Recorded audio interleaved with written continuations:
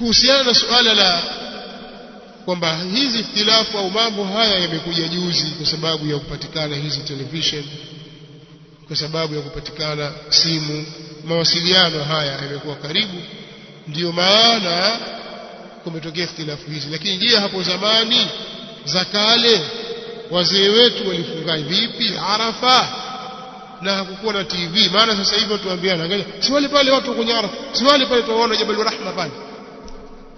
Sasa zamani hakukuwa na TV, ilikuwaje?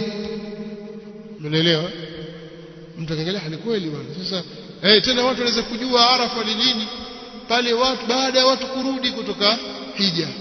Eti kule mlipokuwa hija Arafa mlisimama Jumaa ngapi? Arafa tulisimama Ijumaa. Sisi bwana Arafa sisi tulifunga Jumaa mosi sisi. Watu washarudi pigeni Muharram hiyo. Kutokana na mazingira ya safari za zamani. Kwa hiyo ilikuwa hakuna uwezekano wa kujua kwamba leo ni Arafa ya Makka au sio. TV kabla asijaja hizi simu na TV, watu walikuwa huko wote wanakwenda motoni. Wote hawakupata Arafa. Wote hawakupata. Basi nawaona wale pale, nawaona. Ndio naona. Changanua. Ni hoja hii. Hii si hoja ya kielimu kabisa. Sio hoja ya kielimu, ni mambo ya kuundaunda. Swali ndugu yangu, wale ambao kwamba mchana wao ni usiku wa Saudia, wale watafanya nini? Watapitwa na thawabu za Arafa? Tokyo wako nyuma masaa 6 na Saudia. Sisi tunajua ibada ya wukufu bi Arafa inaanza wakati wa nini? Zawala, wakati wa mchana. Inapofika wakati wa kuanza ibada ya nini? Wukufu bi Arafa, Tokyo Japani watayari kwao ishaingia usiku, ile siku ishaisha. Sasa wafanye nini? Wafunge usiku kwa sababu ndo watu wako katika Jabal Rahma kule Arafat? Ama wasifunge, hawana thawabu hao, wasifanye kitu? Taibu, ulizeni watu wazima ambao kwamba wako miaka 80 kwenda juu. Hapa kabla kuja wasailu tawasul, kabla kuja ma TV, masimu, kulikuwa kunafungwa vipi Arafa? Kabla ya kuja mawasiliano. Sasa walillahi alhamdu tuna ma TV, tuna simu. Kabla ya kuja hizi wasailu tawasul, watu walikuwa wanafunga vipi siku ya Arafa? Watu walikuwa wanakula Eid vipi? Kama si kuangalia mwezi mpaka siku ya 9 inafungwa Arafa. Ni hoja hii. Hii si hoja ya kielimu kabisa. Sio hoja ya kielimu, ni mambo ya kuundaunda. Kivipi? Si katika hoja za kielimu. Naam. Sheria ya Kiislamu katika vitu vilivyomo ndani ya sharia, الشريعه الاسلاميه السمحه, wanasema miongoni mwa sifa zake sheria ina kitu kinaitwa almuruna. Sheria ina almuruna, au kwa lugha fupi sheria ya Kiislamu ni salihatun likulli zamanin wa makani, ni yenye kusilihi katika kila wakati na kila mahali, haipitwi na wakati sheria ya Kiislamu. Mimi nitakupeni mfano mmoja wa wazi tu. Leo hii kuna nchi inaitwa Jamhuri ya Muungano wa Tanzania. Ipo haiko? Ipo. Miaka 100 nyuma hakukuwepo na jina hili. Tanganyika, Zanzibar, kadha, yani kulikuwa na mambo kama haya. Na miji iko tofauti tofauti. Si ndio hivyo? Lakini leo iko miaka 100 iliyopita. Narudi nyuma zaidi, sisemi miaka 100 kwa sababu hili ni jina limekuja baadaye. Hata miaka 100 haifiki, lakini imerudi miaka 100. Hakukuweko na kitu hicho, lakini nchi ilikuweko na watu walikuweko. Ndani ya hii inaitwa Jamhuri ya Muungano wa Tanzania, Tanga ilikuweko tangu hapo zamani, kabla haijakuwepo Jamhuri ya Muungano. Kulikuwepo na Kigoma, kulikuweko na Rukwa, kulikuweko na Lindi na Mtwara, Songea, zote zilikuweko. Kabla ya kuwepo kwa redio, labda tukirudi miaka 200 nyuma, kabla ya kuwepo kwa redio, iwe ni RTD mathalan wakati ule, redio Tanzania Dar es Salaam, au redio nyingine yote, walikuwa wakifunga vipi watu wa Unguja na watu wa Kigoma, watu wa Tanga na watu wa Peramiho, au watu wa Songea, au watu wa Masasi, au watu wa Mwanza, walikuwa wakifungaje kabla kuja kuwa na redio Tanzania ikitangaza kwamba leo Idi, leo Ramadhani imeingia. Unanielewa?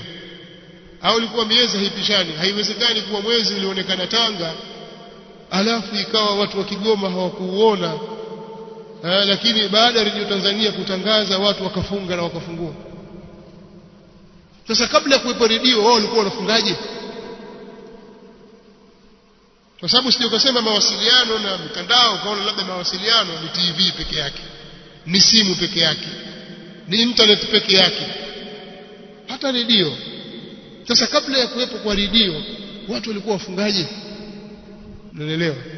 Pengine mufti wa Zanzibar au kadhi wa Zanzibar wakati huo atangaza kwamba mwezi umeonekana, misikiti atangaza huko, watu wapiga takbira, lakini watu wa Kigoma hawana taarifa, hawajui kabisa nini, hakuna redio wala hakuna umeme. Walikuwa wanafungaje? Sasa je, kwa sasa hivi wafungaje? Hii inaonyesha kwamba sheria ya Kiislamu hali fulani zinapojitokeza kuna mambo yanabadilika. Ndio maana kuna siku mimi nilizungumza nikayataja maneno ya Sheikhul Islam Ibn Taymiyyah rahimahullahu ta'ala. Katika maneno yale aliyozungumza, amezungumza maneno makubwa mazuri. Sasa na leo nataka niyasome tena. Katika maneno haya yanapatikana katika majumuu ya fatawa iliyokusanya fatawa za Sheikh huyu mwanachuoni huyu Sheikhul Islam Ibn Taymiyyah, pale alipokuwa akijadili kuwa kila watu wa miji, kuna kauli inayosema kila watu wa miji wana mwezi wao.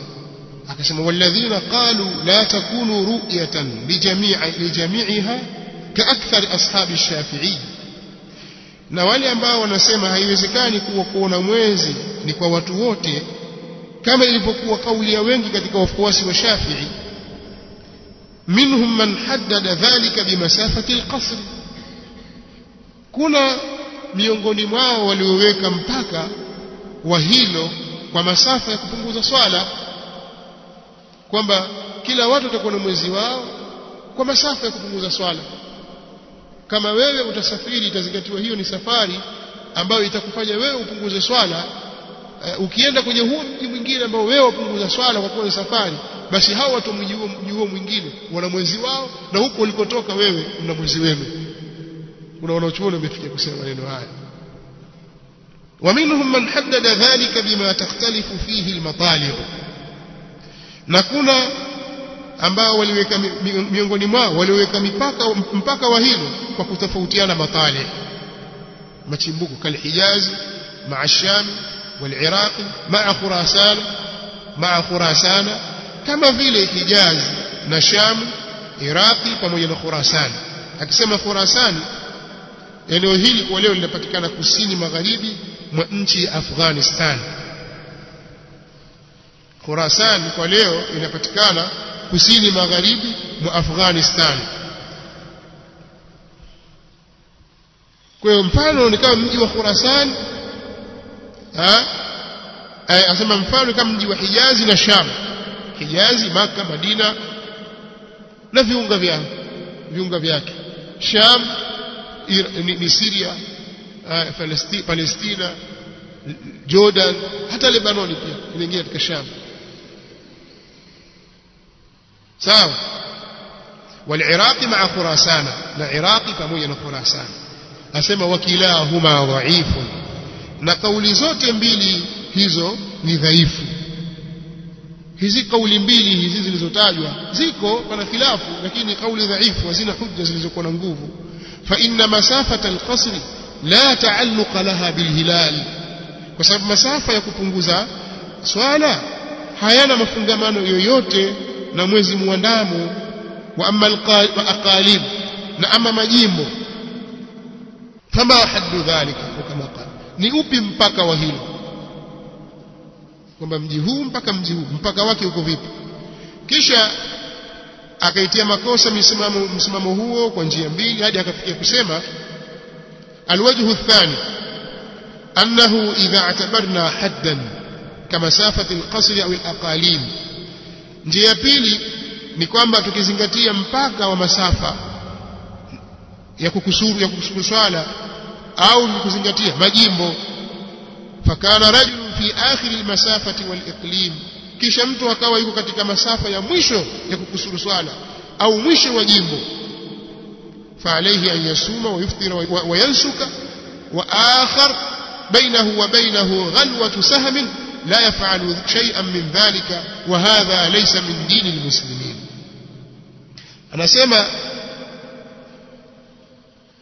narudia tena, njia ya pili ni kwamba tukizingatia mpaka wa masafa ya kukusuru swala au tukizingatia mpaka wa majimbo, kisha mtu akawa yuko katika masafa ya mwisho ya kukusuru swala au mwisho wa jimbo, ni wajibu juu yake kufunga na kufungua au kufanya hija, ni baada ya kuchinja kwa kuzingatia mpaka. Na mwingine kuna baina yake na baina ya hilo jimbo kiasi cha kutupa mkuki tu, hata fanya yoyote katika haya. Ni kama tuliyozungumza kwamba tukizingatia mambo ya miji, sasa miji imepakana.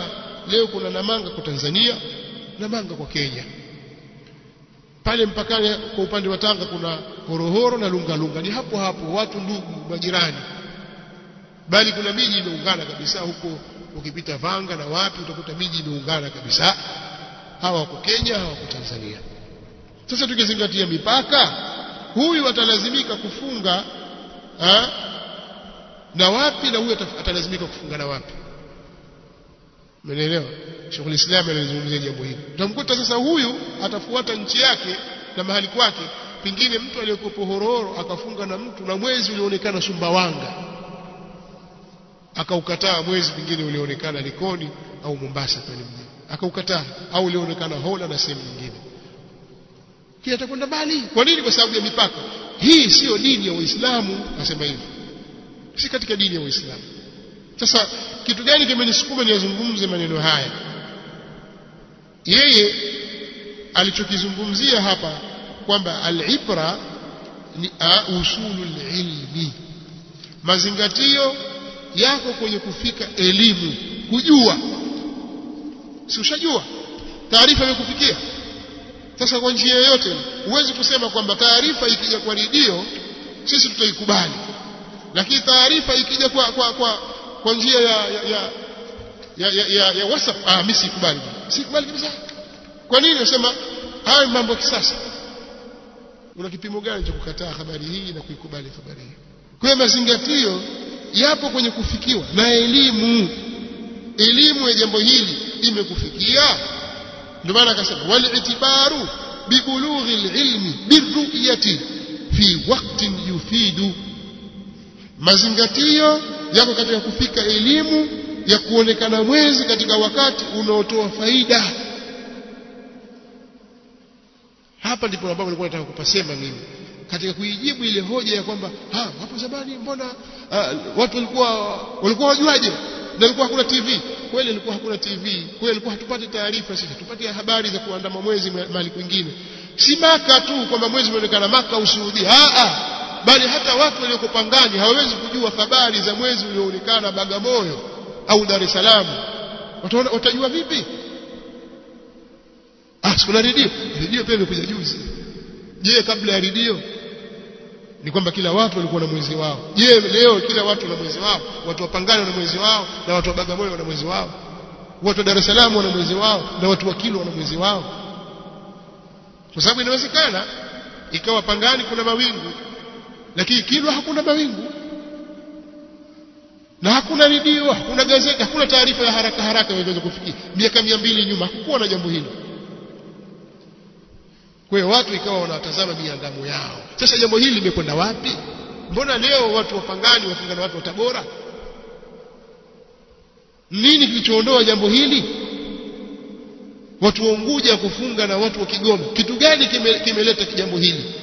Ndio haya anayosema wali'tibaru bi bulughi al-ilmi birru'yati fi waqtin yufid. Mazingatio yako katika kufika elimu ya kuonekana mwezi katika wakati unaofidisha, unaotoa faida. Wakati unaotoa faida ni vipi? Ni kwamba taarifa imekufikia wewe katika kipindi ambacho waweza kufunga na saumu ikasihi. Lakini mathalan taarifa ya kwamba mwezi umeonekana Mbeya imekufikia wakati wa jua lishazama. Jana mwezi ulionekana bwana Mbeya. Taarifa hii haikupi faida yoyote. Hapa tutaifanyia kazi hadithi ya Quraib kama wanavyoeleza ahlul ilm. Tumeelewana? Hivi kabla sijaja hizi simu na TV watu walikuwa huko wote wanakwenda motoni. Wote hawakupata Arafa. Wote hawakupata. Nawaona wale pale nawaona. Ndio naona. Changanua. Kwa hiyo hizi ni habari au ni maelezo hayakuzingatia kile kina cha elimu. Imezingatia ubabaishaji, ni masuala ya kuundaunda. Ndio maana akasema fa amma idha balagathum ar-ru'yatu ba'da ghurubi ash-shams, ama ikiwafikia wao habari ya kuona mwezi baada ya kuzama jua, falmustaqbalu, basi huo utakuwa ni wa siku inayofuata. Yajibu sawmuhu, utapasa kuifunga hiyo siku inayofuata bikulli hal, kwa hali yoyote. Lakini al-yawm al-madhi hal yajibu qada'uhu, lakini ile siku iliyopita je kutapasa kuilipa? Ndio ile maelezo ya hadithi ya Quraib na kile kisa kausha Quraib, hadithi ya Ibn Abbas. Hapa ndo mahali pake na jambo hili tulitulia maelezo sisi kwenye darasa zetu. Kwa hiyo je, nauliza swali, kile kizuizi cha kutufikia habari kipo au hakipo tena? Yani sisi habari za Maka tuzipata hatuzipati, kwamba leo mwezi umeandama, sasa hivi sasa leo ni tarehe mosi Dhulhijja, habari tuzipata hatuzipati? Tuzipata. Bali wakati mwingine sisi habari tunazipata kwa karibu zaidi, lakini hatuzitaki tu. Tukatengeneza mazingira basi tukapitisha mambo yakaenda. Ile tuliacha. Sitaki kuzungumzia mambo ya Eid hii iliyopita na mambo yaliyopita ndani yake.